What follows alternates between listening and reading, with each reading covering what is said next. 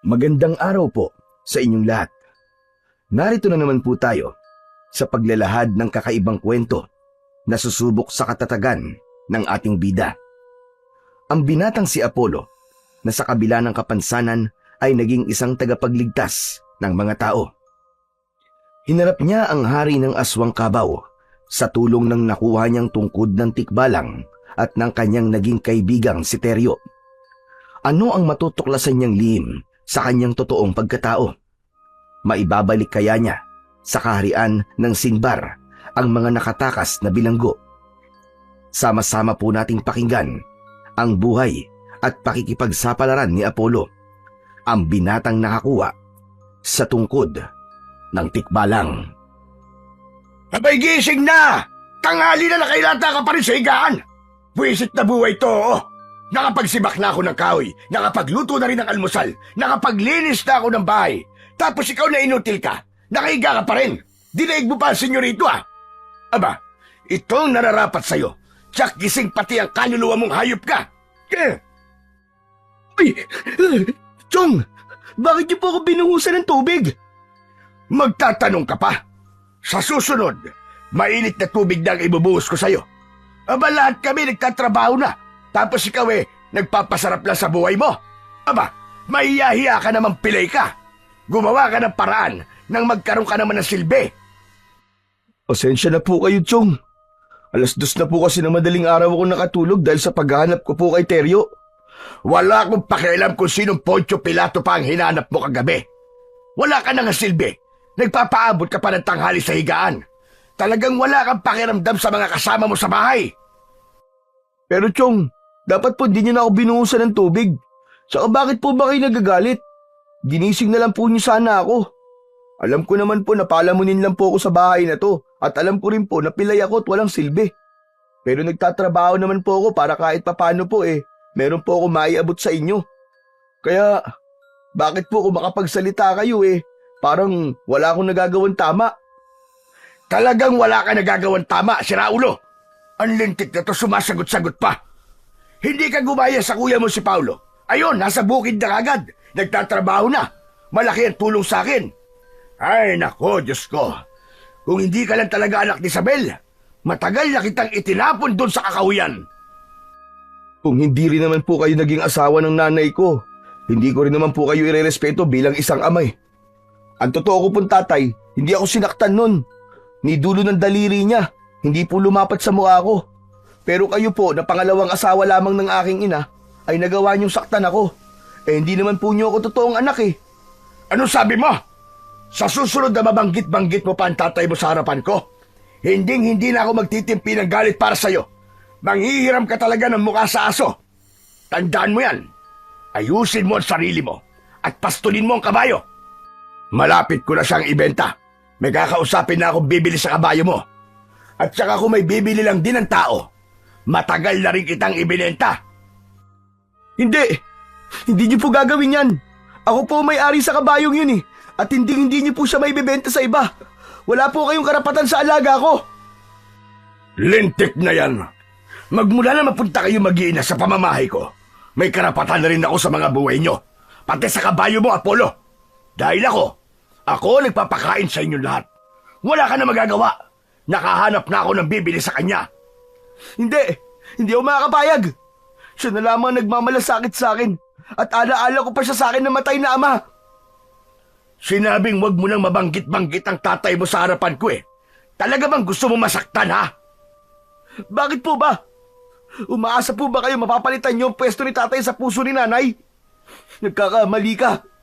Dahil hindi ka marunong magmahal. Hindi ko nga po alam kung saan ka nang galing . Bigla na lamang kayo nagpakita sa bahay. 3 araw pagkatapos ng libing ng aking ama. Bantay sa lakay kayo, Chong! Dala ng matinding bugso ng damdamin, ang nakatayong si Mang Ben ay inilang hakbang lang ang paglapit sa binata. Piniga nito ng kamay ang bibig ni Apollo hanggang sa dumugo yun. Kitang-kita ni Apollo ang panlilisik ng mga mata ni Mang Ben habang titig na titig ito sa kanya. Naramdaman niya ang pagbaon ng kuko nito sa kanyang pisngi. Mabilis niyang nahawakan ang malakas nitong kamay at pilit niya yung tinatanggal. Kaya lang ay walang nagawa ang pagpupumiglas niya. Isang pagbabanta ang binitiwan nito. Sa susunod na hindi ka makinig sa akin, papatayin ko nanay mo sa harapan mo mismo. Naiintindihan mo? Sabay bitaw sa kanyang pisngi at layo sa kanyang harapan. Naramdaman niya ang pamamanhid ng kanyang bibig, pero matapang niyang sinalubong ang tingin nito. Hindi niyo magagawang saktan ng nanay ko dahil ako mismo ang papatay sa inyo pag ginawa niyo yun. Tandaan mo yan. Ano magagawa ng isang pilay na kagaya mo? Ni pagtayo nga sa iyong mga paa ay hindi mo magawa ng maayos. Kailangan mo pa ng saklay na kahoy para lamang may umalalay sa iyong pagtayo. Sayang, dapat 2 paa na ang napilay sa iyo para tuluyan ka nang nawala na silbi. Alam mo bang ang ginagawa ko sa mga taong kumukontra sa mga gusto ko? Pinapatay ko at dinadala ko sa isang lugar na walang makakatulong. Hinahayaan kong mamatay. Wala pong silbi ang pagbabantaan niyong yan, Mang Ben.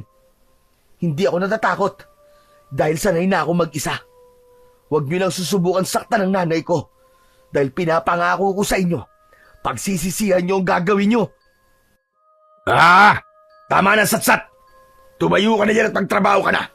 Pastulin mo ang kabayo mo nang malaki ang ibayad nila sa akin. Isang malakas na paghalakhak ang narinig ni Apollo nang tumalikod sa kanya si Mang Ben.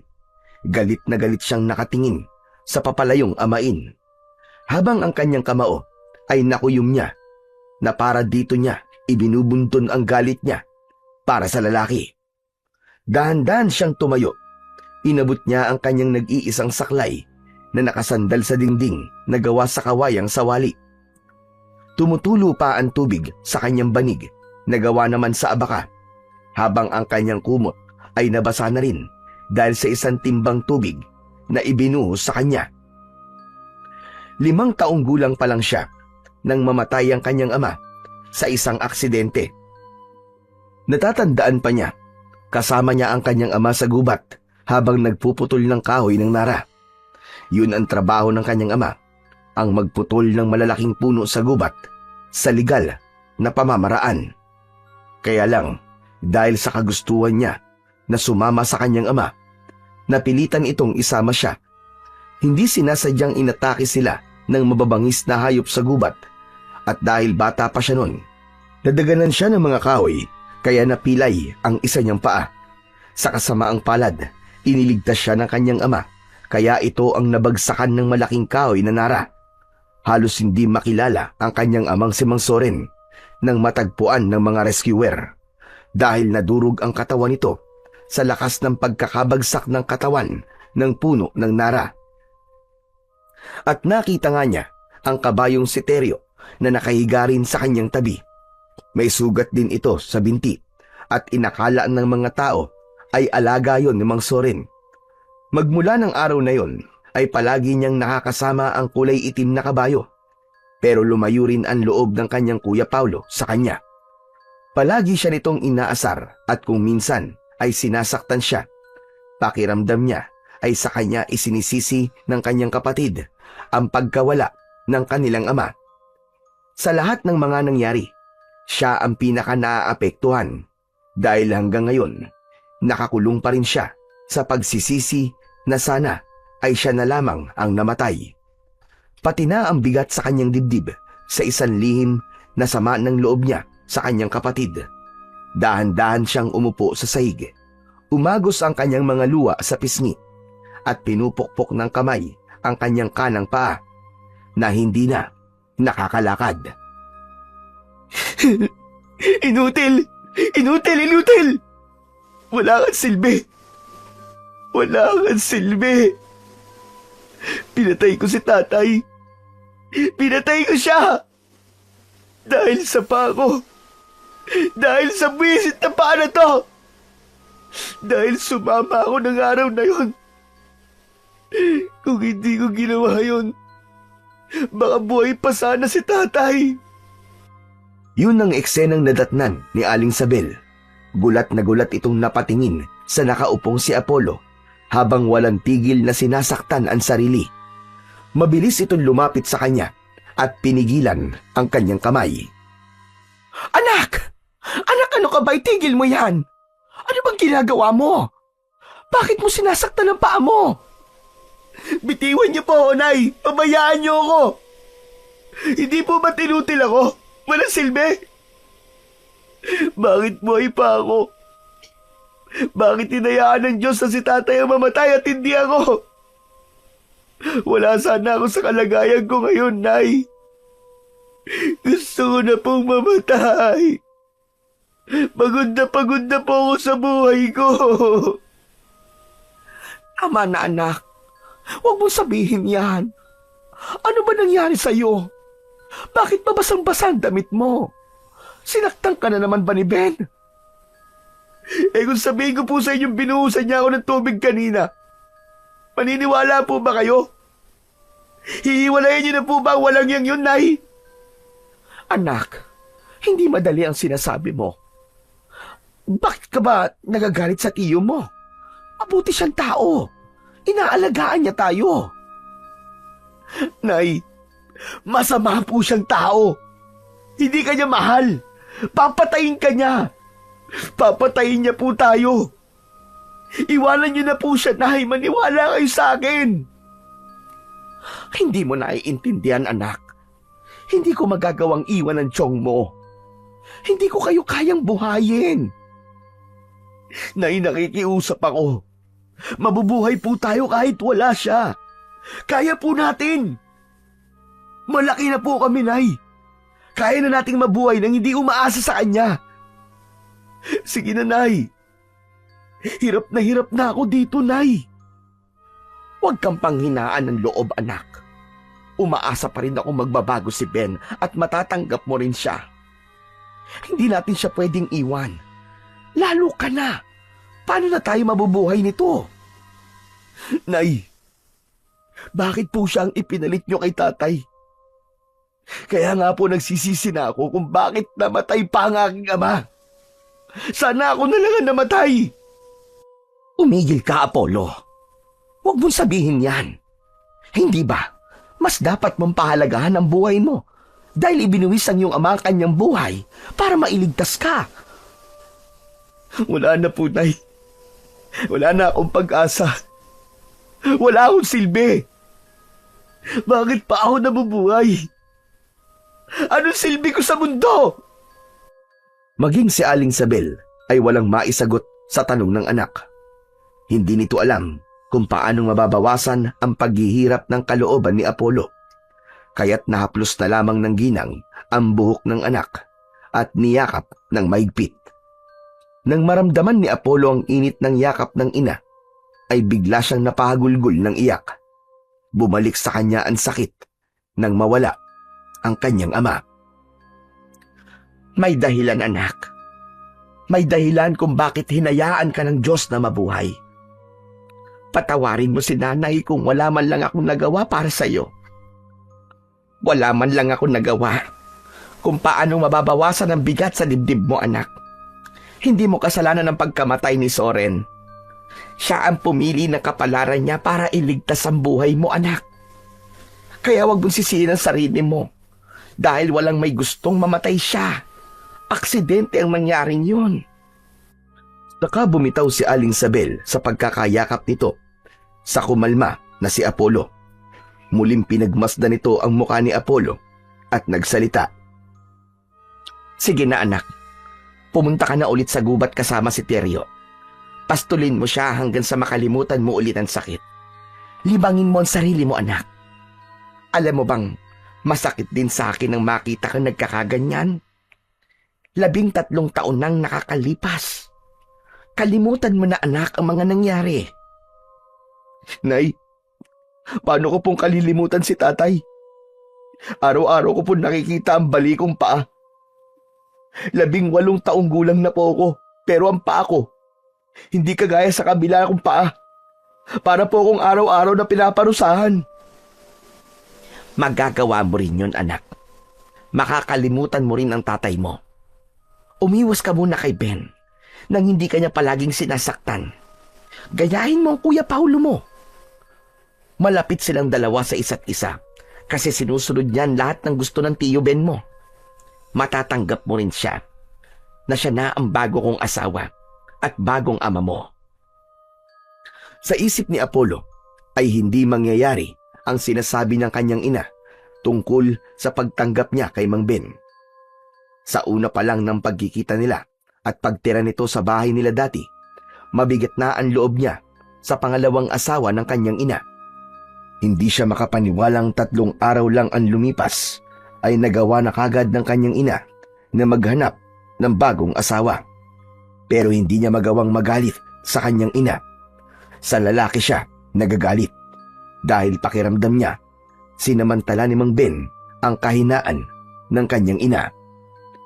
Nang umalis na ang kanyang ina sa loob ng kanyang silid, ay mabilis din siyang nagpalit ng damit. Naregalo pa sa kanya ni Aling Sabel nang siya ay binigyan ng parangal noon sa pabilisan ng pagtakbo kalaban ang mga katulad niyang pilay. Marami ang natuwa sa determinasyong ipinakita niya, habang marami naman ang nagalit dahil ginagawa raw katatawanan ang kanilang mga kapansanan. Pero para kay Apollo, yun lang ang nagawa niyang tama para sa sarili niya dahil nagkaroon siya ng karangalan sa pagtakbo sa kabila ng kanyang kalagayan. Nang matapos sa pagbibihis at paghahanda sa paglalakad, ay lumabas na siya ng kanilang bahay na gawa sa purong sawali ng kawayan, habang ang bubong naman ay gawa sa dahon ng anahaw. Ilang minuto ang kanyang ginugol sa paglalakad para makarating sa kinaroroonan ng kanyang alagang kabayo. Si Teryo, mula sa kanyang kinatatayuan, ay nakita niyang abala ito sa pagsabsab ng mga damong pag-angan o damon ligaw. Tumigil ito sa pagkain nang makita siyang kumakaway rito. Naupo siya sa paborito niyang upuan na putol na sanga ng puno ng mangga. Lumapit sa kanya ang kabayo habang may damo pang natitira sa bibig nito. O bakit ganyan ang itsura mo? Mukhang nasabong ka na naman ang tatay-tatayan mo ha. Talagang kabisado mo ng ugali ko, no, Teryo? Tama ka. Sinaktan niya ako sa pamamagitan ng pagbubuhos ng tubig sa higaan ko. Matagal na hindi nakapagsalita si Teryo dahil sa sumbong ni Apollo. Si Teryo ay isang kulay itim na kabayo na mas mataas pa kay Apollo. Matikas ang katawan nito at maliksing kumikilos. Dahil madalas siya noong mag-isa, kaya ang kabayo ang kanyang palaging nakakausap. Sa matagal na panahon na nilang magkasama, kabisado niya ang bawat galaw ng bibig nito na para bang tumutugma yun sa kung ano ang iniisip niya. Si Teryo lang ang nakakaunawa sa kanya. Kaya naman, mahal na mahal niya ang kabayo at itinuring niya na yung parang isang ama. Talagang walang iya ang lalaking yun. Pati ba naman ikaw pinapatulan? Ano nga pala ang plano mo ngayon, Apollo? Ano pa? Di magpapalipas ng sama ng loob. Gabi na ulit uuwi. Teka, saan ka ba nang galing kagabi At pinaghanap mo pa ako. Napuyat tuloy ako sa paghahanap sa iyo May hinahanap lang ako magandang lugar na pagtatambayan natin. Naawa na ako sa iyo dahil palagi ka na lamang malungkot. Parang ako ang nasasaktan sa nangyayari sa iyo Pakiramdam ko, kasalanan ko rin kung bakit namatay ang tatay mo. Kasalanan? Tumatanggap ba ng kasalanan ng isang kabayo? Wala ka namang kasalanan sa nangyari yun, ano ka ba? Ang totoo niyan, ako ang dahilan kung bakit namatay si tatay. Mabuti naman at alam mo. Magkasabay pa silang napalingon sa likuran nang marinig nila ang boses ni Paulo, kasama ang mga kaibigan nito na pumalibot sa kanilang kinatatayuan. Mga nakangisi ang mga ito at kung umasta ang kanyang kapatid ay para siyang ibang tao. Ang 4 na lalaking kasama nito na may dalang karet o panggapas ng palay ay umaaligid sa kanya na para bang naghahamon ng away. Napatayo siya at humarap sa kapatid. Kuya, Huwag mo nga ako matawag-tawag na kuya. Dahil hindi kita kapatid. Pinagtataasan ako ng balahibo sa katawan kapag naririnig ko ang pagtawag mo sa akin na kuya. Alam mo bang, para sa akin, patay na rin ang kapatid ko. Inilibing na siya, kasama ni tatay. Apollo, huwag mong pansinin ang sinasabi ng kapatid mo. Ang totoo ay mahal ka ng kapatid mo.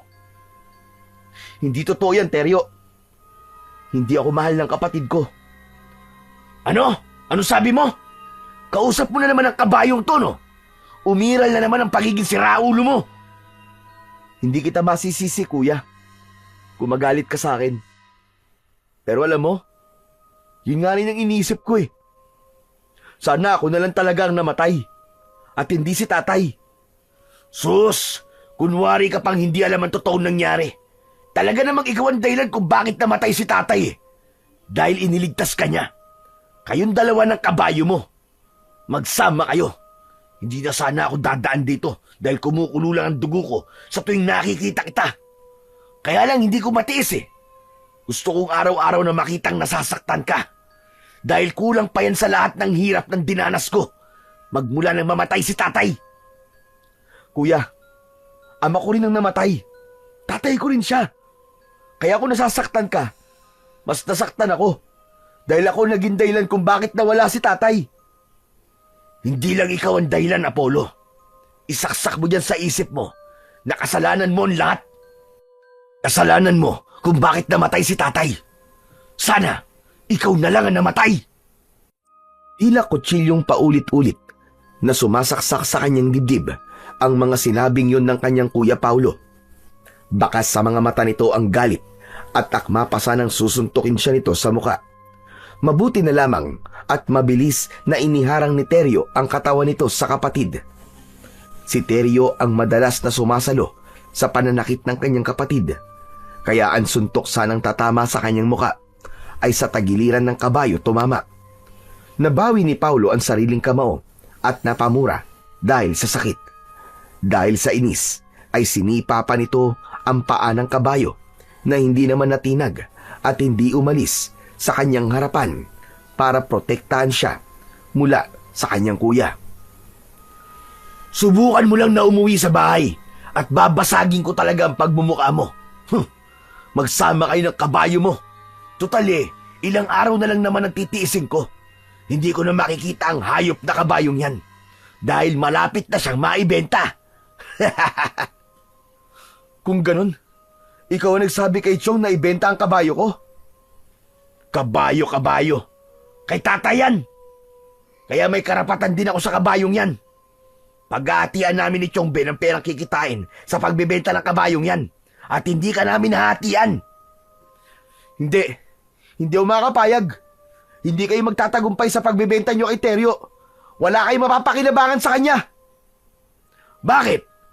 May magagawa ka ba para pigilan si Tiyo na ibenta ang kabayo na yan? Hindi na ikaw ang may-ari sa kanya, Apollo. Magmula nang tumira tayo sa bahay ni Tiyo Ben, siya na ang bagong amo ng kabayong yan. Ang lakas ng loob nito magsalita. Palamunin ka lang naman. Oo na. Palamunin akong palamunin. Walang silbi at inutil. Oo.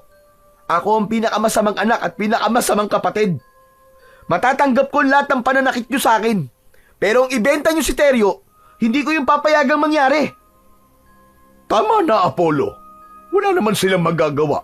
Hindi sila magtatagumpay sa pagbebenta sa akin. Huwag ka nang sumagot sa kanya para hindi kanya nasaktan. Saka lang natigilan si Apollo at nangihinang napaupo sa putol na sanga ng mangga habang yakap ang kanyang saklay. Hindi niya tinignan ang kapatid. Ayaw niyang makita nito ang mga luhang umaagos sa kanyang pisngi. Habang ang mga kaibigan naman ng kanyang kuya ay tila masaya pa sa nangyayari sa kanya. Inuutusan pa ng mga ito na bugbugin si Apollo. Kung hindi lang iniangat ni Teryo ang unang paa nito, ay hindi lalayo ang mga kasama ni Paulo. Kaya napaatras ng hakbang si Paulo at hawak ang kamay na umalis sa kinatatayuan nito. Naglakad itong papalayo sa kanila. Bago ito tuluyang sumama sa mga kaibigan, ay tinignan pa siya nito ng masama na tila ba Nagmabanta ang mga mata. Hindi mo na kailangan dibdibin ang mga sinabi ng iyong kapatid. Maswerte ka kumpara sa kanilang lahat dahil busilak ang kalooban mo. Teka, gusto mo ba sumama sa akin sa lugar na pinuntahan ko kagabi? Saan ba yun? Basta, sorpresa ko yun sa'yo. At sabi ko kapag masama na naman ang loob mo, dadalhin kita sa lugar na yun. Dito man lang makaganti ako ng utang na loob sa pagkakaligtas ng iyong ama sa akin. Pambihira naman, oh. Para ka na talagang tao mag-isip, ah. Kung minsan naiisip ko na baka nasisiraan na talaga ako ng ulo, dahil naiintindihan kita at nakakausap. Kahit hindi ka naman totoong nagsasalita. Ay, ewan ko ba sa sarili ko. Hindi ko alam kung bakit nalalaman ko kung anong iniisip mo. Aba, syempre. Matagal na tayo magkasama. Simula ng bata ka, ako na ang kausap mo, hindi ba? Kabisado mo lang ang mga galaw ko. Kaya mo naiintindihan kung ano ang ibig kong sabihin. Sige na, sumakay ka na sa likod ko. Sandali at luluhod lang ako para mas mabilis kang makasampa sa likod ko. Paano naman itong saklay ko? Dalhin mo na yan. Mag-iingat naman ako sa paghakbang para hindi ka mahulog. Ganun nga ang ginawa ni Teryo sa harapan ni Apollo. Ibinaba nito ang katawan para makasampa siya sa likod ng kaibigang kabayo. Nagsimula itong maglakad at nag-usap habang tinatahak ang daan, papasok sa kagubatan. Alam mo bang meron akong alam tungkol sa mga mahika?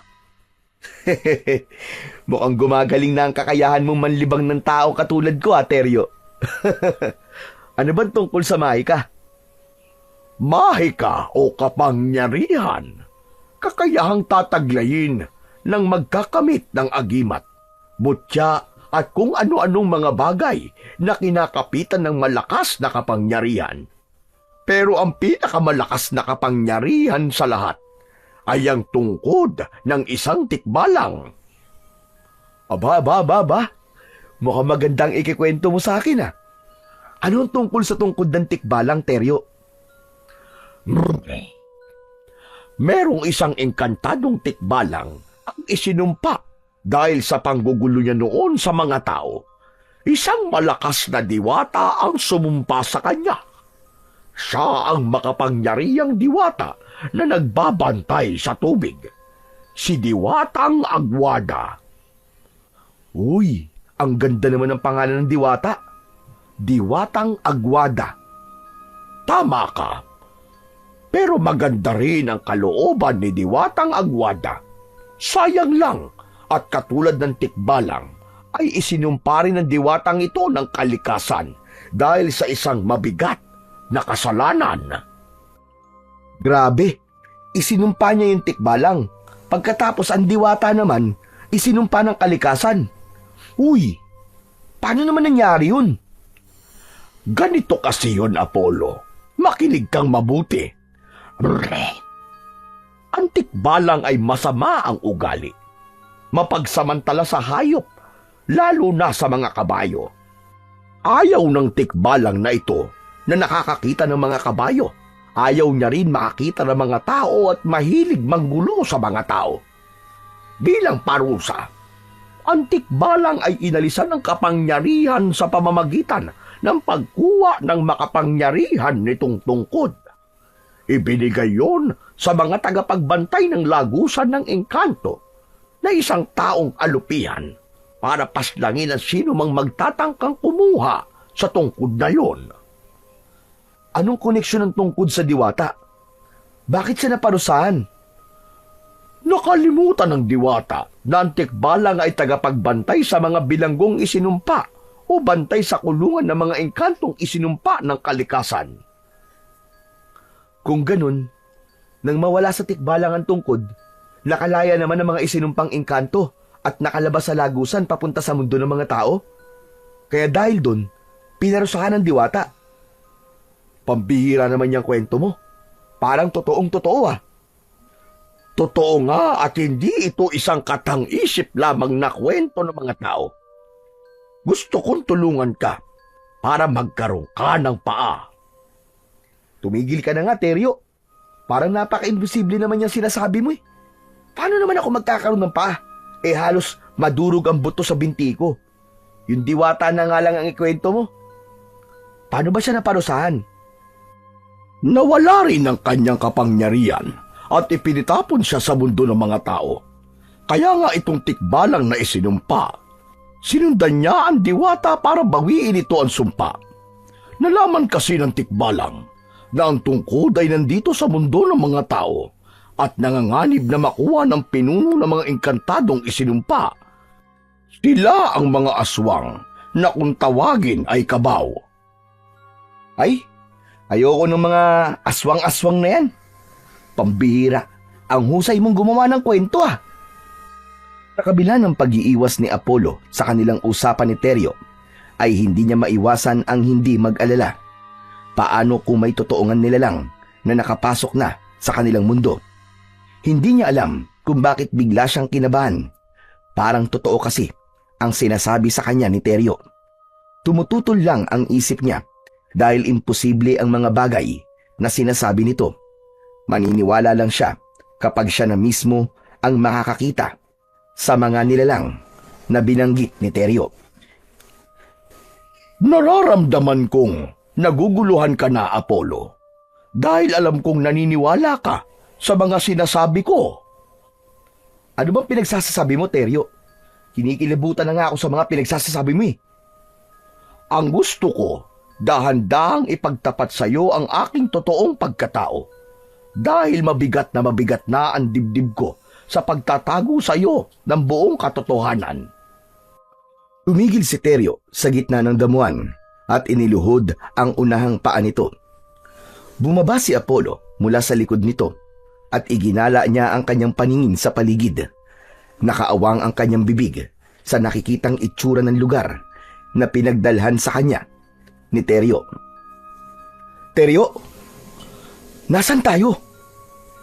Ito na ang lugar ng Sinbar, ang mundo ng mga tikbalang at mga diwatang nangangalaga sa kalikasan. Hoy Teryo, tumigil ka ah. Hindi magandang biro to. Ito ang sinasabi kong lugar na matagal ko nang hinahanap at ngayon ko na ulit natagpuan. Pagmasdan mo ang paligid, hindi ba't kakaiba? Tama si Teryo, dahil ang simoy ng hangin ay sariwa at mabango. Nagmumula yon sa malalaking bulaklak ng iba't ibang klaseng halaman. Maging ang matatayog na puno sa palibot ng damuhan ay merong nakakapit na mga orkidyas. Sa mga sanga naman ay maraming mga ibon na may iba't ibang kulay ang nakadapo. Ang paru-paro na lumilipad sa mga daon ng mga halaman at dumadapo sa bulaklak ay sapat na para masabi niya sa kanyang sarili na nasa ibang lugar talaga siya. Ito ang lagusan ng Sinbar. Hindi ako tuluyang makapasok dahil wala akong kakayahang makalampas sa makapangyarihang pintuan. Isa na akong ganap na kabayo ngayon. Kung ganun, ikaw yung tikbalang na naparusahan? Tikbalang ang totoo mong pangalan? Oo, patawarin mo ko, Apollo. Idinaan ko lang sa kwento para hindi ka matakot sa akin. Naging masama akong engkanto. Mapagmataas sa mga kapwa ko, mayabang at nanggugulo sa mga tao.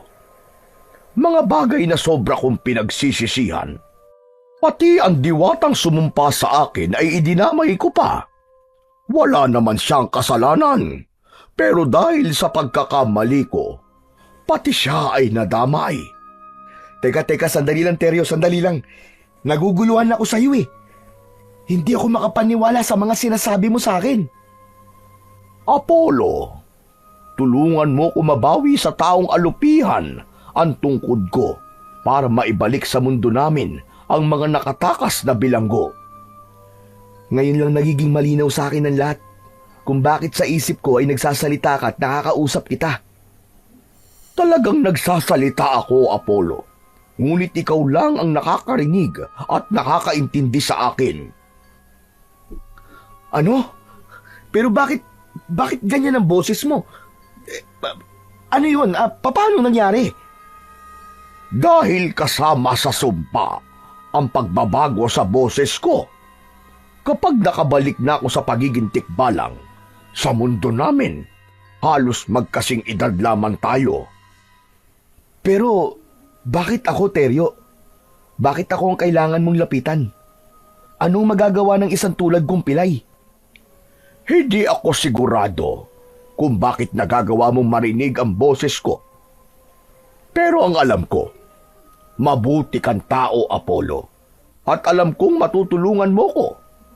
Ang totoo niyan hindi lang basta aksidente ang nangyari sa iyong ama at sa pagkapilay ng iyong paa. Kaya madalas kong sinasabi na kasalanan ko ang nangyari sa inyo dahil nandun din ako nang mamatay ang iyong ama na si Soren. Ligtas na sana kayo, pero bumalik pa siya para tulungan ako. Tinanggal niya ang pagkakadagan ng kahoy sa katawan ko at sa kasamaang palad. Siya naman ang binagsakan ng kahoy na inalis sa aking katawan dahil inatake na ito ng mga aswang na kabaw. Diyos ko, totoo ba yung sinasabi mo, Teryo? Sadyang pinatay ng hari ng aswang ang iyong ama. Nagkataon lamang na nandun din ako. Imbis na iligtas niya ang kanyang sarili, tinulungan niya ako. Kaya ipinangako ko sa kanya na aalagaan kita at susubaybayan sa lahat ng oras. Utang ko sa inyo ang aking buhay. Kung totoo nga na pinatay ang aking ama ng mga aswang na kabaw, bakit nila yung gagawin? Sa ngayon, ay hindi pa nagiging malinaw sa akin kung bakit nangyari yun, Apollo. Kailangan ko ang tulong mo bago pa mahuli ang lahat.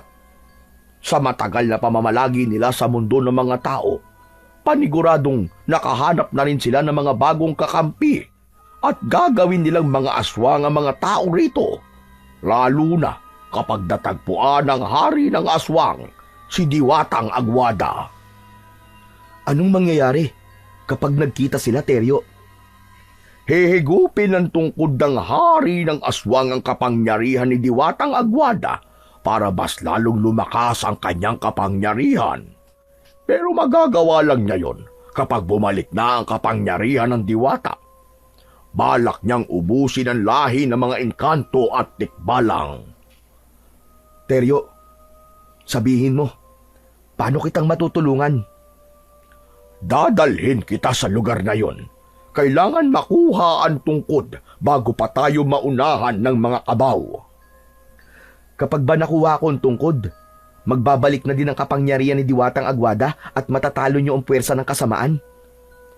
Hindi na ako ang lalaban sa kanila, kundi ikaw, Apollo.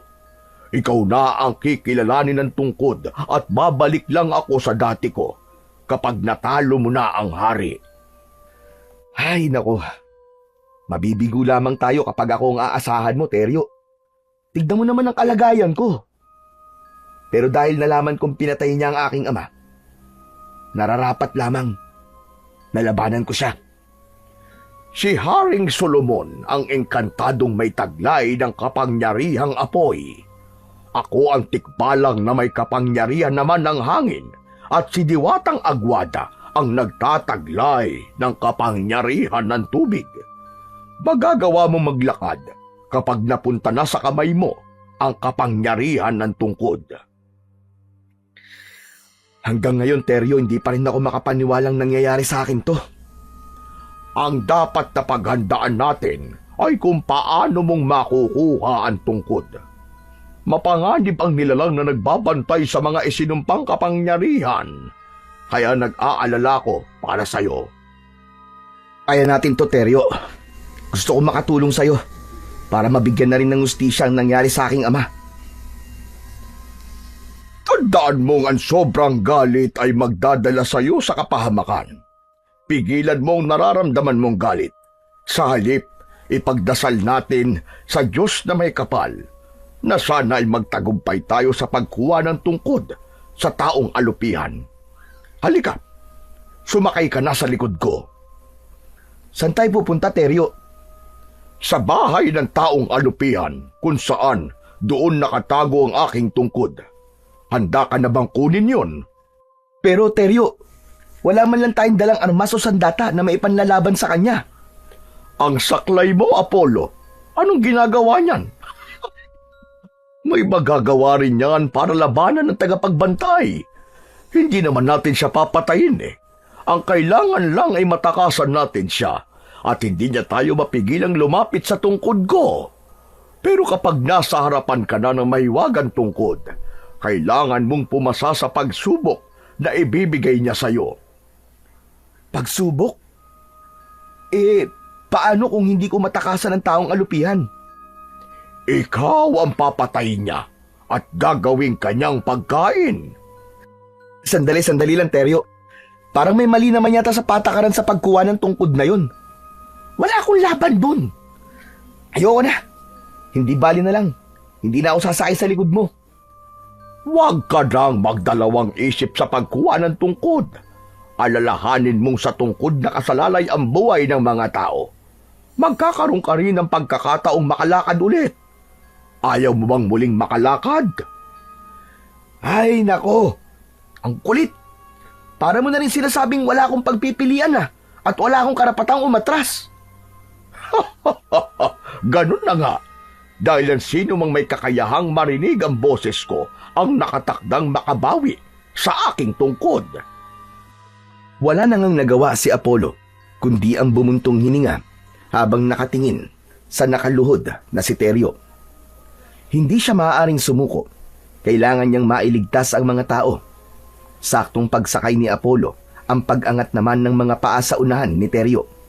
Sunod-sunod ang paghalinghing nito. Teryo, sandali. Gusto mo ba akong ihulog? Bakit ka ba bigla nagkakaganyan? Nararamdaman kong may banta ng panganib sa paligid. Kumapit kang mabuti, Apollo. Kailangan nating makalayo sa lagusan ng Sinbar. Ano? Saan ako kakapit dito? Laki-laki ng katawan mo, wala ka pang tali. Hala, oo nga. Pambihira, bakit hindi ko napansin na nawala ang tali mo sa leeg? Sadya kong inalis para malaya akong makagalaw. Sige na, yumakap ka mabuti sa leeg ko at kumapit ka sa buntot ko. Teka, paano saklay ko kung dalawang kamay ang hawak ko? Oo nga no, hindi mo pwedeng iwan ang saklay mo dahil may maitutulong din yan laban sa taong alupihan. Sa leeg mo na lang ako kakapit, sige na. Kung nararamdaman mong may mga nilalang sa paligid, bilisan mo ng tumakbo, dali! Hindi na nakapagsalita si Apollo nang biglang sumibad sa pagtakbo si Teryo. Hindi siya makapaniwalang mabilis tumakbo si Teryo dahil nasanay siyang dahan-dahan lang ito sa pagtakbo.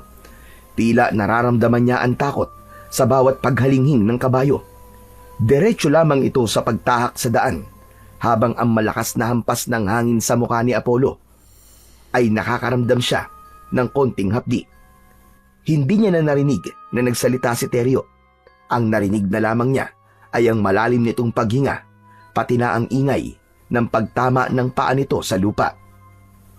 Maya-maya pa ay naisip niyang lumingon sa kanyang hulihan dahil bigla niyang narinig ang maraming yabag ng mga paa na sumusunod sa kanila. Halos manlaki ang mga mata ni Apollo nang makita ang mga nakasunod na kalabaw. Taong kalabaw na ang itsura ay sa tikbalang din. Ila ang tinutukoy kong mga kabaw? Taong kalabaw na may lahing tikbalang dahil mga kauri ko sila na isinumpa dahil masasama silang nilalang. Diyos ko, para sila mga demonyong aswang na umahabol sa atin. Ang kanilang mga ulo ay sa kalabaw na panay ang singa ng kulay itim na usok mula sa kanilang ilong. Nakakatakot ang kanilang mga itsura, Teryo, habang ang leeg hanggang bewang ay sa tao. At ang nakakakilabot sa kanilang anyo, kalahating kalabaw din ang katawan nila. Pero, bakit ba nila tayo hinahabol? Dahil naaamoy nila ako. Alam nilang taga-Sigbar din ako. Papatayin nila ako. Kaya kumapit ka ng mahigpit. Kailangan nating makalayo sa kanila. Sa bilis ng takbo ng kabayo, ay tila hindi na nararamdaman ni Apollo na lumalapat pa ang paa nito sa lupa. Para na silang nakalutang sa hangin habang ang kanilang mga buhok ay nililipad ng hampas ng hangin. Mas hinigpitan ni Apollo ang pagkakakapit niya sa leeg ni Teryo. Ipinikit niya ang kanyang mga mata dahil halos wala na siyang makita. Kahit may araw pa ng mga oras na yun, hindi niya alam kung paanong nakakatagal ang mga kabaw sa sikat ng araw. Teka! Teryo! Akala ko ba ang aswang ay sa gabi lang umaatake? Bakit ganun? Hindi sila mga ordinaryong aswang dahil ang mga balat nila ay kasing kapal din ang balat ng kalabaw na hindi basta-basta tinatabla ng kahit na anong talim o init ng sikat ng araw. Tanging ang tungkod ko lang ang makakapatay sa kanila. Ngayong nakilala ka na nila, kasama ka na sa mga nilalang nahahabulin nila para patayin at gawing pagkain. Habol ang hininga ng kabayo na muling ipinagpatuloy ang pagtakbo nito hanggang sa nakarating na sila sa kakahuyan. Malayo na sila sa mga nilalang na humahabol sa kanila. Saglit na nagpahinga sa lilim ng puno si Teryo, habang si Apollo naman ay nasa likod pa rin ito. Teryo, nasa na ba tayo? Malapit na tayo sa kuweba, sa kinaroroonan ng aking tungkod. Mabuti na lang, nagawa natin sila matakasan, Teryo. Mas matatakot ka kapag ang hari nila ang nakaharap mo. Mabuti na lang, hindi nila kasama si Haring Solomon. Paano mo nalaman na hindi nila kasama ang hari? Dahil siya lang ang may hawak ng makapangyarihang tungkod ng mga kabaw. Ginawa silang mga aswang dahil sa kanilang maitim na mga budhi. Iginala ni Apollo ang kanyang paningin sa paligid. Wala na siyang naririnig na yabag ng mga paa ng taong kalabaw. Naramdaman niyang humakbang si Teryo at tinahak ang daan paakyat sa bundok. Tumambad sa kanilang paningin ang maliit na butas ng pintuan ng yungib na kasya lamang ang isang tao. Kaya alam ni Apollo na hindi na siya masasamahan ni Teryo sa loob ng kuweba. Hinawi niya ang nakalaylay na damong ligaw sa pintuan. Saka muling hinarap ang nag-aalalang si Teryo. Apollo, mag-iingat ka sa pagpasok mo. Paano ko mahahanap ang tungkod mo? Kung nagagawa mong kausapin ako, magagawa mo ring makita ang liwanag na taglay ng tungkod. Liwanag na hindi kayang makita ng isang ordinaryong nilalang. Sa oras na masilaw ka sa liwanag na taglay ng tungkod ko, madali mo nang masusundan kung saan yun nakatago. Talasan mo lang ang pakiramdam mo at ang iyong paningin. Dahil sa oras na mapahamak ka, hindi ka na makakalabas ng buhay sa loob ng kuwebang yan. Parang may tinik na bumara sa lalamunan ni Apollo nang marinig ang huling sinabi ni Teryo. Maingat siyang pumasok sa madilim na bahagi ng kuweba habang paika-ika sa paghakbang at yakap ang kanyang saklay. Ilang hakbang pa lang ang ginawa niya ay naramdaman na niya ang bigat ng presensya sa loob ng kuweba. Mabaho ang singaw mula sa loob. Madilim na ang tanging liwanag na kanyang nakikita ay ang siwang sa bukas na pintuan ng yungib. Habang tumatagal siya sa loob, ay nararamdaman niya ang takot sa kanyang dibdib. Lalo na, may mga beses na naririnig niya ang sitsit na parang maraming tao ang nasa paligid. Sa konting liwanag na kanyang nakikita, ay halos mapatalon siya sa sobrang gulat nang bumagsak sa kanyang harapan ang kalansay ng isang tao at nagkalat ang mga buto nito sa mabuhanging sahig ng kuweba. Diyos ko! Ano ba itong napasok mo? Tama pa ba to? Halos mapaigik sa sobrang sakit ng paa si Apollo dahil ilang minuto na siyang naghahanap sa kinaroroonan ng tungkod ay wala pa rin siyang makita. Hanggang sa napako ang kanyang paningin sa isang kristal na nakalubog sa dingding na bato ng kuweba. Nakatulong yon para makita ang buong sulok ng kuweba. Maya-maya pa ay naramdaman niyang parang uminit ang buong paligid. Bumaho rin ang singaw ng hangin na parabang nabubulok na laman. Kasunod ang huni ng sitsit sa kanyang likuran. Dahan-dahan siyang humarap para tignan ang nagmamay-ari ng malaking anino. Muntik na mabitawan ni Apollo ang kanyang saklay nang makita ang nakangising nilalang na tila lumulutang ang ulo sa hangin, habang ang katawan nito ay punong-puno ng mga paa, katulad sa katawan ng alupihan. Magkakasunod na paglunok ng laway ang kanyang ginawa nang makipagtitigan siya sa mga mata ng halimaw. Naramdaman niya na parang susuka ito ng kung ano at hindi niya makapaniwalang lumabas sa bibig nito ang maraming alupihan. Ginamit niyang panglakad sa sahig ang kanyang saklay para makatawid sa mas mataas na bato. Kasabay ng kanyang pag-iwas at paghampas niya ng saklay sa batok ng taong alupihan. Hindi nito ininda ang ginawa niya. Sa halip, sumigaw ito ng buong lakas at nagpakawala naman ito ng malakas na hangin sa bibig. Natumba siya sa kanyang tinutungtungan habang hindi niya binibitiwan ang hawak niyang saklay. Pambihira naman, oo. Wala naman talagang katapos ang paghihirap to. Diyos ko, dito na yata ako mamamatay ah. Mukhang tutuparin na ninyo ang matagal ko nang hinihiling na mamatay ako ah. Pero sana, hindi naman sa nilalang na ito. Iwinasiwas ni Apollo ang hawak niyang saklay para hindi makalapit ang daan-daang mga alupihan. Bawat tamaan ng kanyang saklay ay pinupukpok niya yon ng dulo ng kanyang saklay, habang umaasa lamang siya sa kanyang kaliwang paa na nanginginig na rin dahil sa labis na takot. Bigla niyang naramdaman ang pagpulupot ng katawan ng taong alupihan sa kanyang bewang. Umangat ang kanyang paa sa sahig habang nilalapit siya nito sa muka ng aswang. Tila pinagmamasdan nito ang kanyang mga mata, kasunod ng pagsusuri nito sa buo niyang katawan. Hindi hinayaan ni Apollo na mapatay siya ng nilalang na yon. Buong lakas niyang kinagat ang katawan at binunot ang mga paa nito sa tagiliran. Nagawang sirain yun ng ngipin ni Apollo, kasunod ang pagpalo niya ng saklay sa katawan nito. Kaya naman, nabitiwan siya ng taong alupihan at bumagsak siya sa sahig. Pinilit niyang tumayo kahit nararamdaman niyang napaparelasa na ang kanyang katawan dahil sa lason ng paa ng alupihan. Napapapikit si Apollo nang makitang muling umatake sa kanya ang halimaw. Saktong paglapit nito ang pagmulat naman ng mga mata ni Apollo. Hindi niya alam kung ano ang nakita nito sa kanyang mga mata at bigla itong napayuko. Para siyang sinasamba nito. Hindi ito gumagalaw sa kinatatayuan at pinabalik ang mga iniluwan nitong alupian na nagmula sa katawan nito. Teka! Ano bang nangyayari?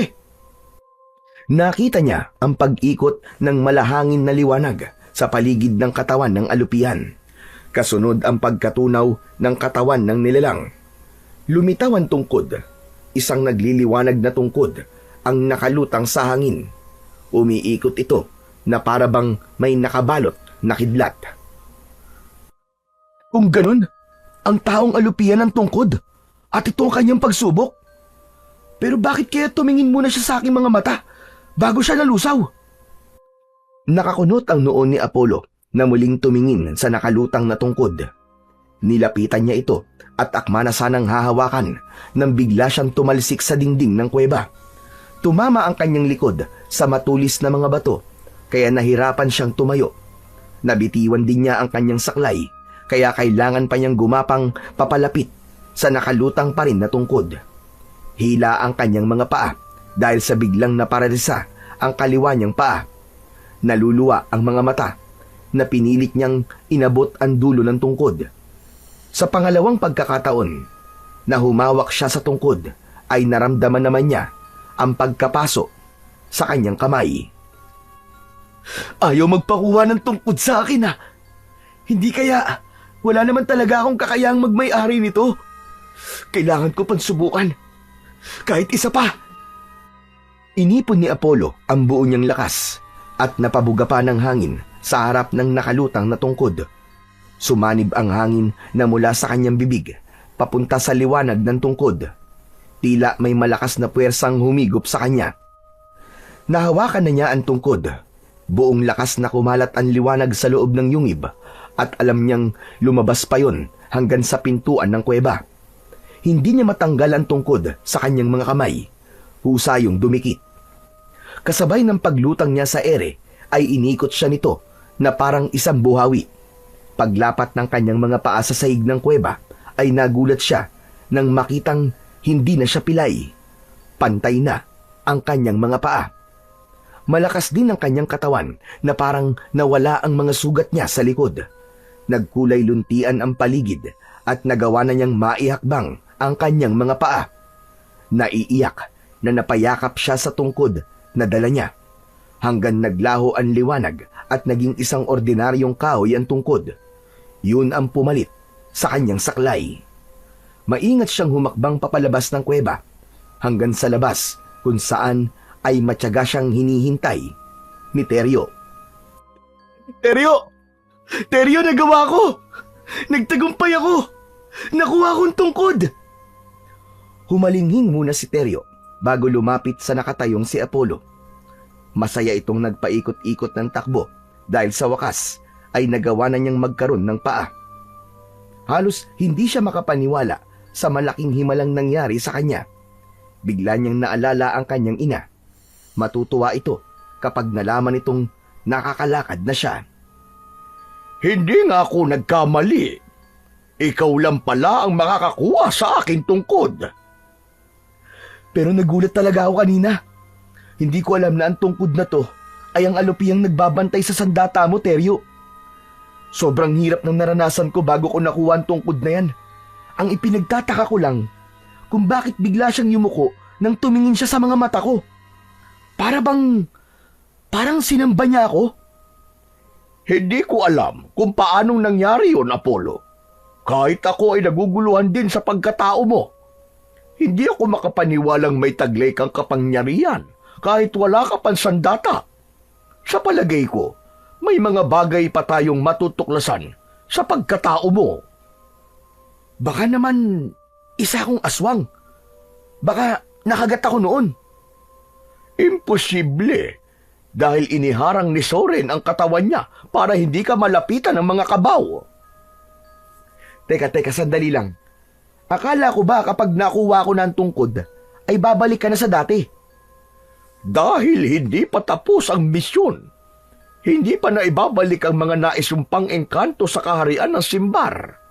Pagkatapos ng mga nangyaring ito sa akin, hindi na talaga ako mananakit ng mga kapwa ko nilalang sa kaharian namin. At hindi ko na rin pakikialaman ang buhay ng mga tao. Sobrang laki ng nagawa kong kasalanan. Dahil sa mga sinabi mo, magiging mabuti na rin akong tao na mangangalaga sa kalikasan. Ngayong nasa akin na ang tungkod, maibabalik na natin sila sa kaharian nyo. Simula pa lang ito ng laban, Apollo. Ang kapangyarihan ng tungkod ay protektahan ka laban sa pinuno ng mga aswang. Hindi nila malalaman na makapangyarihan ng iyong tungkod, pero ikaw, makikita mo ang totoong anyo ng aswang kahit na ito ay nagpapanggap na tao. Kaya madali mo silang mapapatay nang hindi nila namamalayan. Teka, sinabi mong nagpapanggap na tao? Hindi ko alam na may ganyang kakayahan ng kabaw. May kakayahan silang mamuhay na parang isang normal na tao, Apollo. Lalo na kapag gusto nilang lumapit sa taong nais nilang biktimahin. Kumakain din sila ng pagkain ng tao, pero mas uhaw sila sa dugo at laman ng tao. Hindi sila takot sa bawang o kahit na anong pangontra sa aswang, dahil hindi naman sila taga rito sa mundo ng mga tao. Takot ang kabaw sa liwanag ng tungkod, pero habang nasa normal na kahoy ang tungkod, hindi nila mararamdaman ang lakas ng kapangyarihan nito, lalo na kapag nasa anyong tao sila. Talaga palang hindi madaling matalo ang hari ng mga aswang. Parang gusto kong makita si nanay at si Kuya Paulo ah. Mabuti pa nga dahil natitiyak kong hinahanap ka na nila. Teka, bakit parang ang bilis naman yatang dumilim ng paligid? Hindi mo lang napansin na madilim dahil malinaw ang iyong paningin. Tara na, kailangan na nating umalis sa lugar na ito. Hindi na ibinaba ni Teryo ang huling bahagi ng katawan nito dahil mataas na tumalon si Apollo para makasakay sa likod ng kabayo. Dala ang kanyang tungkod. Mabilis na tumakbo ang kabayo at sa isang iglap ay nagbago ang kulay nito. Ang dating kulay itim, ngayon ay kasing kulay ng gatas. Maputing-maputi ang balahibo at makintab ang katawan na parang nawala ang bumabalot na itim sa katawan ng kabayo. Teka! Paano nangyari nagpalit ng kulay ang balahibo mo, Teryo? Dahil kinilala ako ng aking tungkod sa paghingi ko ng tawad sa mga nagawa ko, ibinalik nila sa dati ang kulay ko. Natupad na ang unang misyon. 2 na lang ang misyon ang kailangan ko para muling makapasok sa kaharian. Umaasa ako sa tulong mo, Apollo. Ganon din ang paghingi ko ng tulong sa'yo, Teryo. Magkasama tayong lalaban sa kasamaan. Ilang saglit lang ay nakarating na sila sa kanilang bahay. Tahimik ang paligid. Sabik na siyang ibalita sa kanyang ina na nakakalakad na siya. Habang si Teryo naman ay naiwan sa labas ng bakuran habang nakatago sa malaking katawan ng kahoy ng mangga. Naglakad siya papasok sa loob ng bahay pero nagulat siya sa boses ng kanyang kuya Paulo. Hindi ba't sinabi ko na sa'yo na huwag ka na magpapakita rito? Bakit ka pa umuwi dito, ha? Bakit ba, kuya? Bakit ba ang lupit-lupit mo sa akin? Saan mo ako gustong pumunta? Sa impyerno! Umalis ka na at wala kang karapatang tumira dito! Hindi nito napapansin na hindi nasaklay ang hawak ni Apollo. Kailangan pa rin niyang magpanggap sa kapatid na pilay siya, maging sa kanyang pangalawang ama. Tangkasan ang papasok sa silid ni Aling Sabel si Apollo nang biglang dakutin ng kanyang kapatid ang kanyang damit at inihagis siya hanggang sa labas ng bahay. Hindi siya nakaramdam ng sakit dahil imbis na matumba ay nagawa niyang tumambling at patayong bumagsak sa lupa. Nagtataka man si Paulo ay nagawa na nitong suntukin sa mukha si Apollo. Ni hindi siya natinag o gumalaw sa kanyang kinatatayuan. Sa halip, pinigilan niya ang kamay nito na akma na sanang susuntok ulit sa mukha niya. Sa kanya pinilipit ang kamay ng kuya niya.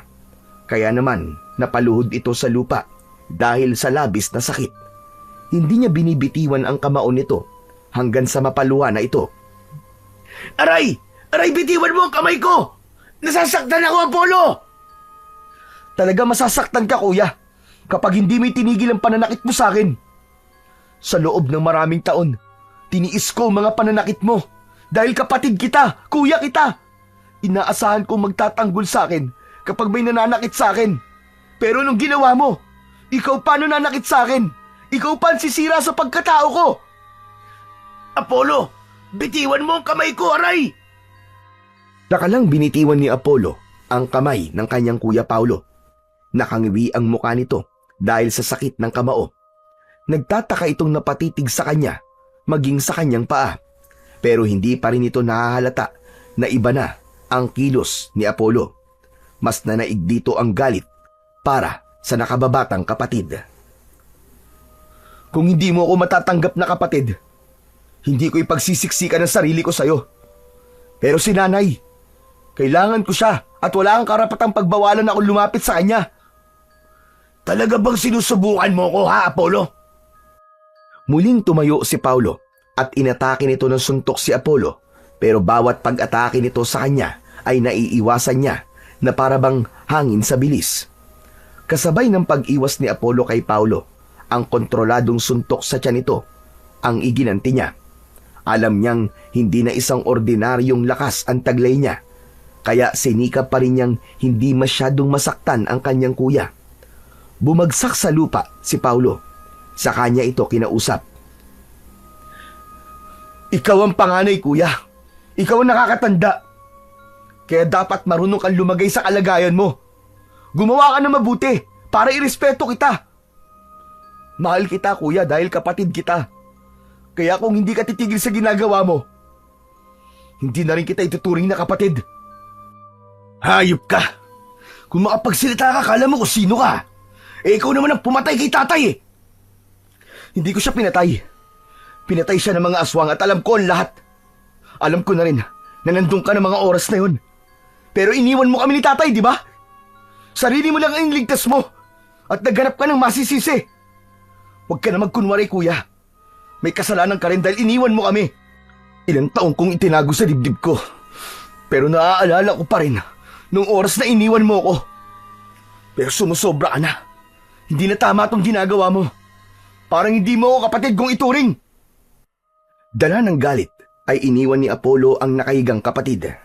Nawala ang galit sa mukha ni Paulo at napahagulgol ito ng iyak habang nakasubsob ang muka sa palad. Habang si Apollo ay tinungo ang silid ng ina, ngunit nakaramdam siya ng kaba nang napansin niya na tahimik ang loob ng silid. Dahan-dahan niyang hinawi ang kurtina ng kwarto, subalit wala ang kanyang ina roon. Bumalik siya sa labas ng bahay kung saan ay nakita niyang nakatayo na ang kanyang kuya habang pinipispisan ang narumihang damit. Nasaan si nanay, kuya? Nasaan si nanay? Ano bang klaseng tanong yan? Wala si nanay sa kwarto niya. Huwag mong sabihin hindi mo alam kung nasaan si nanay. Tanungin mo si Tio Ben. Hindi ko alam kung saan nagpunta si nanay. Ikaw kasalanan mo kapag umalis si nanay. Paniguradong hinahanap ka niya sa pinagpastulan mo ng kabayo. Ano? Hindi siya dapat pumunta sa gubat ng mag-isa. Hindi yun pupunta sa gubat ng mag-isa. Kung nakita ka niya kaagad, baka isinama niya si Tio Ben. Pambihira ka ring anak, no? Hindi ka man lang nag-aalala para kay nanay. Bakit ako mag-aalala? May kasama naman yun. Isa pa, kasalanan niya. Alam naman niyang gabi na pero umalis pa rin siya para hanapin ka. Ikaw ang dapat na mag-alala dahil kapag may nangyaring masama kay nanay, talagang mapapatay na kita. Mas lalong lumakas ang kaba sa dibdib ni Apollo nang marinig ang sinabi ng kanyang kuya. Inilinga niya ang kanyang paningin sa buong paligid, subalit puro kadiliman lang ang nakikita niya. Hindi na siya mapakali. Hindi na niya maintindihan ang nararamdamang takot, lalo na nang mahagip ng kanyang mga mata ang lalaking papalapit sa kanilang kinaroroonan. Humigpit ang kapit niya sa kanyang tungkod dahil ang nakikita niyang nilalang ay ang kanyang Tio Ben, isang nakakatakot na nilalang na merong 2 sungay. May hawak itong tungkod na parang gawa sa isang baging. Kasunod ang malakas na paghalinghing ng kabayo sa labas ng bakuran. Tama si Teryo. Makikita niya na ang mga nilalang na nag-aanyong tao. Nagkunwari siyang hindi niya nakikita ang totoong itsura ng kanyang Tio Ben. Naluluwa ang kanyang mga matang pigil ang galit. Wala ang kanyang ina. Hindi nito kasama at malakas ang kutob niyang may ginawa na itong masama sa kanyang ina. Tio Ben, nasan po si nanay? Hayop ka! Pagkatapos mong hindi umuwi ng maaga, magtatanong ka kung nasaan ang nanay mo. Umalis siya mag-isa. Hinanap ka ron sa gubat. Hindi totoo yan. Hindi nawawala si nanay. Ilabas mo siya. Nasaan si nanay? Hindi ko nga alam. Hinanap ko rin siya. Bakit ba nagkakaganyan ka, ha? Kung talaga nag-aalala ka para sa nanay mo, hanapin mo. Hindi yung ako lang ang naghahanap sa kanya. Halos bumaon ang kuko ni Apollo sa kanyang palad sa pagtitimpi na wag suntukin ang halimaw. Malinaw niyang nakikita ang tunay nitong itsura kahit pa nasa katauhan nito ni Mang Ben. Matagal na pala nilang kasama ang hari ng mga kabaw. Kaya pala pinatay nito ang kanyang ama para makasama nito ang kanyang ina. Lahat ay bumalik sa isip ni Apollo. Ang tunay na dahilan kung bakit pinatay ni Mang Ben ang kanyang ama ay dahil sa pagmamahal nito sa kanyang ina. Humalinghing ng matagal si Teryo at iniangat nito ang unahang paa. Alam nitong ang hari ay nasa kanyang harapan. Nag-aalala itong baka hindi siya makapagpigil at maipakita sa lalaki ang tunay niyang kapangyarihan. Mga buwisit! Uuwi rin yun kapag walang nahanap na anak. Tumabi ka nga! Umalis ka na sa harapan ko! Magsama-sama kayong mga walang hiya! Nilampasan lang ni Mang Ben si Apollo na nanginginig ang katawan dahil sa labis na galit. Nahabol niya ito ng tingin hanggang sa pagpasok nito sa loob ng kanilang bahay. Pero nagulat siya nang bigla niyang naramdaman ang kamao ni Paulo sa kanyang muka. Ngunit nabaling lang ang kanyang muka sa ibang direksyon at nasaktan ng kapatid sa pagkakasuntok sa kanya. Nagtataka itong napatingin sa kanya na para bang Napansin na nito na may nagbago sa kanya. Sandali! Papanong? Itinulak siya ni Paulo habang nakatingin sa kanyang mga paa. Nakita nito na naitutungtong na niya sa lupa ang kanyang pilay na paa. Nanlalaki ang mga mata nitong napatitig sa kanya, kasabay ng paglapit ng kabayong si Teryo. Nakakalakad ka na? Paanong nangyari yun? Mahabang kwento, kuya. Ang mahalaga ngayon ay mahanap natin muna si nanay. Pero teka, naguguluhan ako eh. Wala nang pero-pero, kuya. Hanapin na natin si nanay. Nasa panganib siya. Hindi tao ang kasama natin si Mang Ben. Maniwala ka sa akin. Malakas ang kutob kung alam niya kung nasan si nanay. Anong pinagsasasabi mo, Apollo? Paanong hindi tao? Kuya, makinig ka sa akin. Siya ang hari ng mga aswang na kabaw. Isinumpa siya ng kanilang mundo, kaya naririto siya sa lugar natin. Kumukuha siya ng enerhiya sa mga buntis at babaeng may malilinis at busilak na puso. Si nanay, kasama siya sa susunod na bibiktimahin. Hoy! Anong pinag-uusapan nyo, ha? Tatayo na lang ba kayo dyan? Hindi nyo hahanapin ang nanay nyo? Pwes, ako ang hahanap sa kanya. Hindi ako susuko hanggat hindi ko siya nakikita. Oh, narito palang kabayo eh. Itali nyo na yan at nakahanap na ako ng bibili dyan. Kukunin na lang yan bukas. Hindi sila sumagot. Nakatingin lang sila sa nagsasalitang si Mang Ben. Kumunot ang noo nito na iniwan silang nakatingin habang habol ng tanaw ang lalaki. Nakita mo ba, Apollo? Hindi siya halimaw. Mahal niya si nanay. Narinig mo ba mga sinabi niya? Sabihin mo sa kanya, Apollo, na humawak sa kamay mo at makikita niya ang totoong itsura ng lalaking yon. Kaya lang, baka matakot siya at lalong masira ang naiisip kong plano. Kuya, pagmasdan mo maigi si Mang Ben, ha? At hawakan mo ang kamay ko. Ano ba sinasabi mo? Kuya, bilisan mo, sumunod ka na lang. Dahan-dahang umawak sa kamay niya si Paulo at tumingin sa naglalakad na si Mang Ben. Ganun na lamang kabilis ang pagbitaw ni Paulo sa kanyang kamay at napaupo pa ito sa lupa dahil sa labis na takot. Nanginginig ang katawan nitong sunod-sunod ang paglunok ng laway habang nakatingin sa nakalayo ng si Mang Ben. Diyos ko! Paano nangyari yun, Apollo? Bakit siya may mga sungay? At apat ang paa niya? Para siyang tikbalang, ngunit hindi kabayo, kundi isang kalabaw. Tama ka, kuya. Dahil siya nga ang hari ng kabaw, ang mga isinumpang mga engkanto. Sila ang katumbas ng mga demonyo sa lupa natin.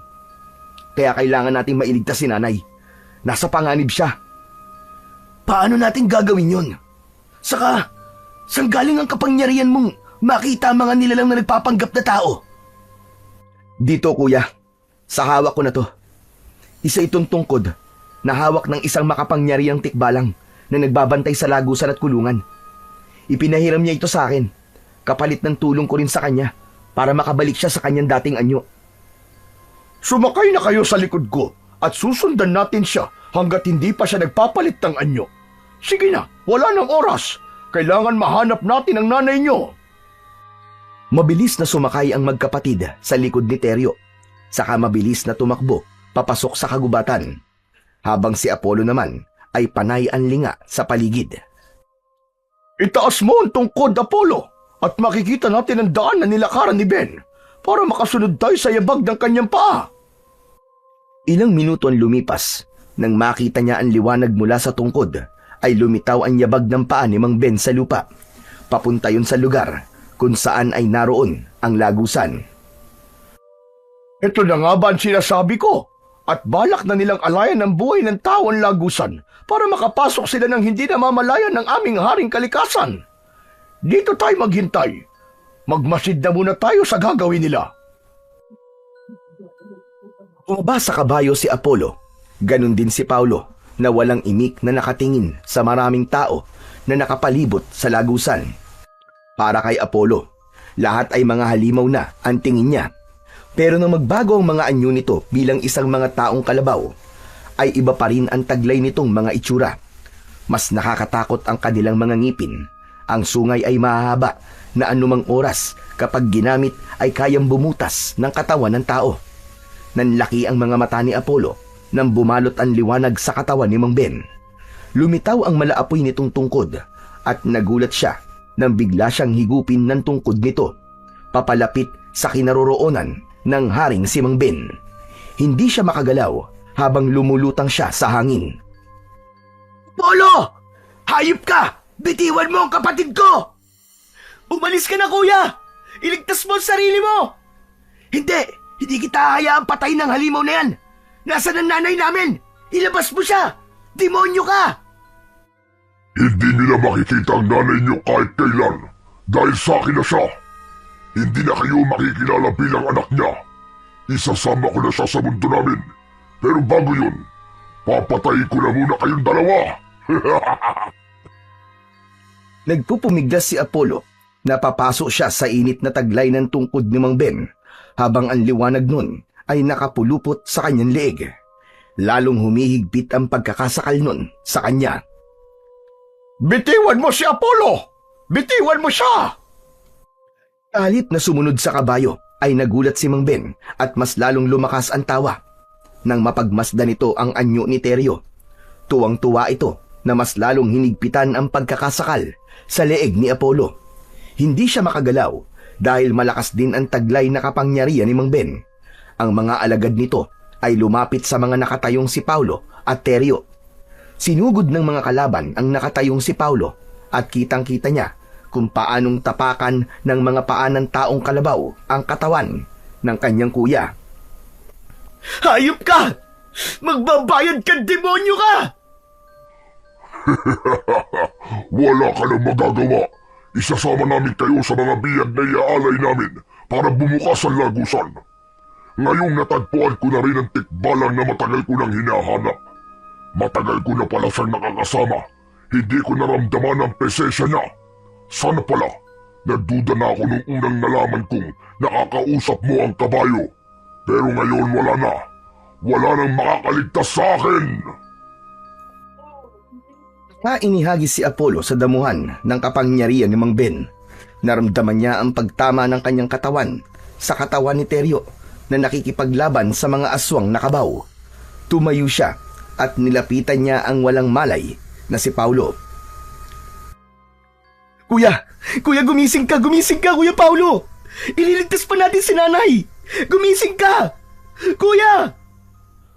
Nawalan lang siya ng malay, Apollo. Tulungan mo kung buhatin siya. Bilisan mo habang hindi pa nakakalapit ang mga alagad ni Ben. Dadaling ko si Paulo sa ligtas na lugar. Binuhat ni Apollo si Paulo at isinakay sa kabayo. Saka ito mabilis na tumakbo, papalayo. Naiwan siyang humarap sa nakatayong si Mang Ben. Panay ang halakak nito ng tawa nang makita ang galit sa mga mata ni Apollo. Hindi ko akalain na makukuha mong tungkod ng tikbalang. Wala kong kaalam-alam na nasa paligid ko lamang pala ang sisira sa aking mga plano. Kapag napunta sa akin ang tungkod na yan, ako na ang magiging pinakamalakas na nilalang sa aming kaharian, pati na sa mundo ng mga tao. Ha! Bumalik ka na sa tunay mong mundo, sa lupang pinaggalingan mo, at manatili ka na sa impyerno kasama ng mga halimaw mong alagad. Ilabas mo si nanay. Kapag may nangyaring masama sa kanya, pagpipira-pirasuin ko laman mong hayop ka! Yun ay kung mababawi niyo pa sa akin ang nanay niyo. Dahil dito pa lang, sisiguraduhin ko mapapatay ko muna kayo bago niyo makuha si Isabel.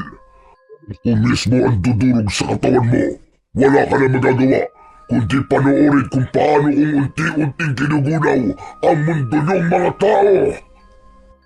Hindi! Diyos lamang ang may karapatang gumunaw sa mundo. Pero ang kampo ng kadilimang kagaya mo, wala kang karapatang manggulo sa mundo namin mga tao. Mababawi ko si nanay at ibabalik kita sa kulungan na nararapat para sa'yo. Sa mundo ng mga kauri mong demonyo. Ito na ang katapusan mo! Ah! Itinutok ni Apollo ang kanyang tungkod sa nakatayong si Mang Ben. Lumabas ang malabuhawing hangin at tinumbok nito ang kalaban. Pero nakontra yon ng tungkod na apoy ni Mang Ben. Nagpang-abot yon sa gitna nilang dalawa habang ang mga alagad nito ay dahan-dahang lumalapit sa kanya ayon sa utos ng hari ng mga aswang. Sa malakas na liwanag na nagmumula sa kanilang mga kapangyarihan, Nagmistulang dala nila ang kidlat dahil sa pagkalat ng liwanag sa paligid. Kahit ang naglalaban lang ay ang kanilang mga kapangyarihan, ay nararamdaman pa rin ni Apollo ang mainit na epekto ng kapangyarihan ni Mang Ben. Unti-unti na siyang nangihina at napapaluhod sa lupa. Hindi ako magpapatalo sa iyong demonyo ka! Pinatay mo ang tatay ko! Ngayon naman, ang nanay ko! Pilit na tumayo si Apollo habang naluluwa sa sakit. Hindi niya inaalis ang paningin sa halimaw na nakikipaglaban sa kanyang kapangyarihan. Hindi niya alam kung bakit parang mas malakas ang kapangyarihan ng hari ng kadiliman kesa sa iniingatang tungkod ng tikbalang. Nararamdaman niyang matatalo na siya sa laban habang nakikita niyang umaapoy at nagliliyab na rin ang mga mata ni Mang Ben. Nakangisi itong hindi man lang naaapektuhan sa kanyang kapangyarihan. Sinasabi ko naman sa'yo na hindi mo ko kaya. Sa dami ng mga batang napatay ko at mga babaeng birhen na hinigop ng tungkod ko, habang nananatili ako sa mundo nyo, lumalakas ang kapangyarihan ko. Kaya sumuko ka na. Ibigay mo na sa akin ang tungkod at ibabalik ko sa'yo ang nanay mo. Hindi! Hindi ka magtatagumpay! Kahit pilitang labanan ni Apollo ang kapangyarihan ni Mang Ben, ay ang katawan na niya ang sumuko. Naramdaman niya ang pagtama ng apoy sa kanyang tiyan at lumipad siya pasadsad at bumagsak sa lupa habang umuusok ang kanyang damit dahil sa tama ng apoy sa kanyang katawan. Nasunog ang kanyang balat at masakit na masakit ang kanyang mga kamay. Pero hindi niya nabitiwan ang tungkod. Nanginginig ang kanyang kamay na itinukod ang tungkod sa lupa. Naluluwa siya sa galit dahil natalo siya sa una nilang pagharap. Saktong pagdating ng kabayong si Terio, kasama si Paulo na agad na lumapit sa kanya. Apollo, ano nangyari sa'yo? Diyos ko, may tama ka sa tiyan! Terio, tulungan natin si Apollo! Hindi na kayo makakaalis. Sige mga alagad ko, atakihin sila at wala kayong ititirang buhay. Patayin silang lahat! Sabay-sabay na umatake sa kanila ang 5 mga aswang na kabaw, habang ang 5 pang aswang kabaw ay sumama sa umalis na si Mang Ben. Nagulat si Apollo nang sumugod si Paulo sa mga kalaban. Kahit wala itong armas, nanlalaki ang kanyang mga mata na tila lumulutang ito sa hangin habang nakikipaglaban. Ganon din si Terio na abala sa pakikipagpambuno sa mga taong kalabaw. Nakita niyang isa-isang bumagsak sa lupa ang mga kalaban. Nilapitan niya ang mga ito at itinarak sa tiyan ng kalaban ang kanyang tungkod. Natunaw ang mga ito sa kanyang kapangyarihan hanggang sa natira na lamang ay ang mga kalansay nitong mga katawan. Sundan natin si Ben. Natitiyak kung pupuntahan niya ang iyong ina. Masyado malakas ang kapangyarihan niya, Terio. Natalo ako. Hindi pa lubos na lumalabas ang kapangyarihan ng tungkod. Kapag kinilala ka ng iyong kapangyarihan, matatanggal mo sa kanila ang kanilang mga lakas at ibabalik sa dati nilang anyo hanggang sa maikulong silang pabalik sa aming kaharian. Pero ang kailangan natin ay mahanap kung saan nila itinago ang iyong ina. Sumakay na kayo sa likod ko. Bilisan niyo! Wala nang ang inaksayang oras ang magkapatid. Mabilis silang sumampa sa likod ng kabayo. Mabilis din ang takbo nito na parang hindi na lumalapat sa lupa ang mga paa nito. Hanggang sa tumigil sila sa lugar kung saan siya unang dinala ni Terio. Bumaba siya sa lupa at inilinga ang kanilang paningin sa paligid. Nakita nilang nakatayo sa unahang daan si Mang Ben na para bang hinihintay talaga silang dumating. Mula sa taas nito ay kitang-kita nila ang kanilang ina na nakalutang dahil sa pagkakagapos ng 2 nitong kamay sa tigkabilaang mga puno. Pinahirapan ang kanilang ina habang wala itong malay. Anong ginawa mo sa nanay namin, hayop ka? Mapapatay kita! Nay! Itinaas ni Mang Ben ang kamay nito at sumenya sa mga alagad nito para sugurin sila, at dahil sa galit ni Apollo, hinarap niya ang mga kalaban. Bawat bitaw niya ng tungkod ay tumatama yon sa katawan ng mga aswang na kabaw. Kasunod ang paghampas niya sa ulo ng mga ito. Natunaw ang katawan ng mga kalaban hanggang sa mawala ang mga ito sa kanilang paningin. Hindi pa man nakakabawi ng lakas si Apollo, ay inatake na siya ng tungkod ni Mang Ben. Kinontra niya yon ng kanyang kapangyarihan, habang sina Teryo at Paulo ay abalang nakikipaglaban sa ibang mga aswang na kabaw. Unti-unti siyang napapaluhod sa lupa. Ipinikit niya ang kanyang mga mata at malakas na nilabanan ang kapangyarihan ng hari ng mga aswang. Isang hagupit ang ginawa niya at tinamaan niya ito sa katawan.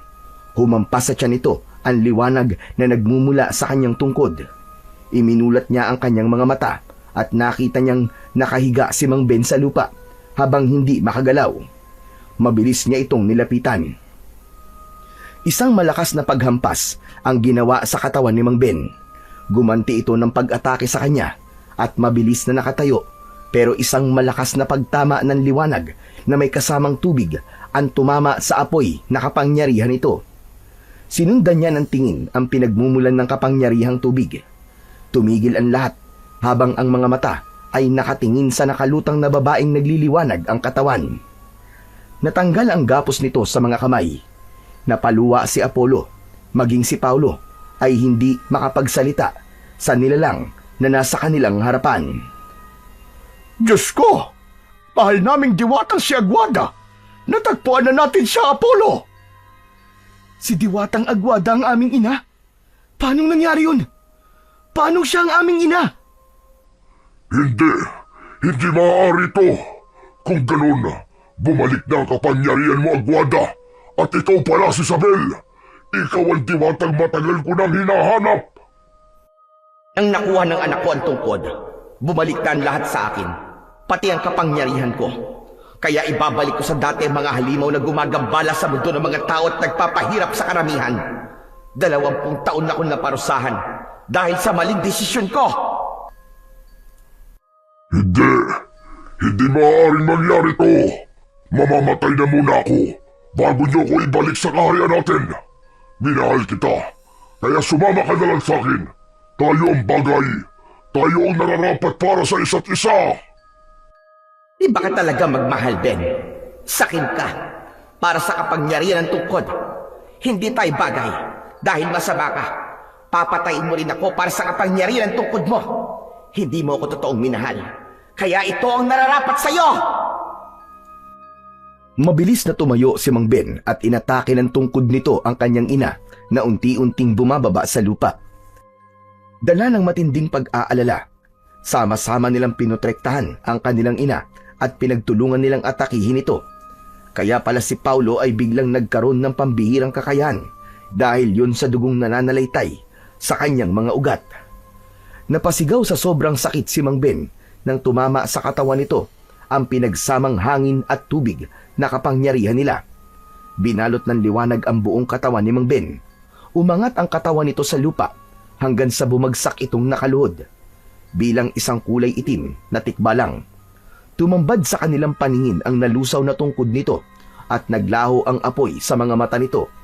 Isang mahinang tikbalang na walang lakas para tumayo.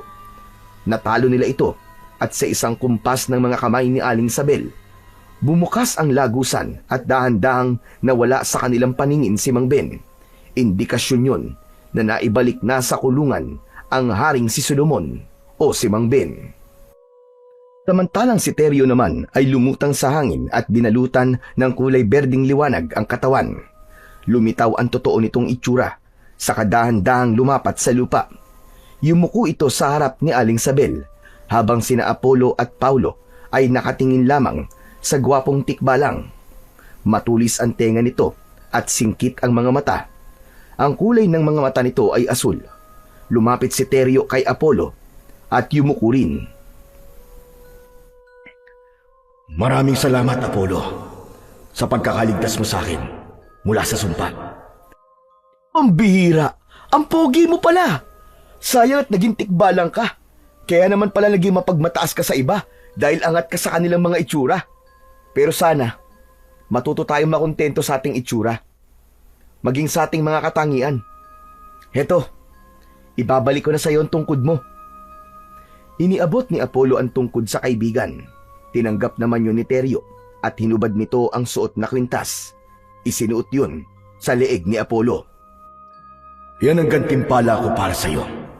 Ang ibalik ang kakayahan mong makapaglakad. Dati ka nang may sapat na kapangyarihan, kayong dalawa ng Kuya Paulo mo. Dahil may dugo kayong diwata.